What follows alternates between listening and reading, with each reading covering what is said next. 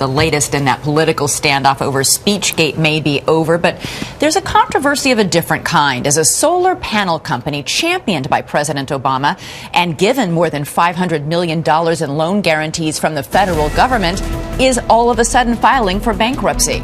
ABC's Brian Ross is here with more on that story. Good morning, Brian. Well, good morning, Elizabeth. Up until the very end, the Obama administration said it was money well spent, creating more than 3,000 jobs in a so-called green company that made solar panels. The company's bankruptcy Wednesday punctured that claim and led Republicans in Congress to question whether undue influence by Obama campaign supporters was involved in what appears to be a $500 million hit for U.S. taxpayers. It was with great fanfare from President Obama just last year. Hello, everybody. And the promise of thousands of jobs that the federal government guaranteed a $535 million loan to the Solyndra company. The true engine of economic growth will always be companies like Solyndra, will always be America's businesses. Wednesday, the Fremont, California company shut its doors, telling some 1,200 employees it would file for bankruptcy. It's kind of somber. I mean, this shocked people there. You know, you walk into your company and the doors are shut. Just picture that. Everyone is kind of, speechless right now. Nobody really knows what to think, nobody saw it coming. Not entirely true. Republicans in Congress say they smelled a rat from the beginning. We had been raising questions about this from the get-go.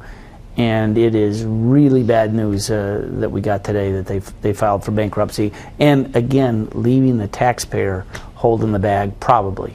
The questions involve one of Solyndra's principal backers, George Kaiser, an Oklahoma billionaire who was one of President Obama's big fundraisers. He did not return calls seeking comment. But a report by the Government Accountability Office found officials were, quote, favoring some and disadvantaging others in giving out the government-guaranteed loans to energy companies. Someone had to sell a bill of goods to somebody, right?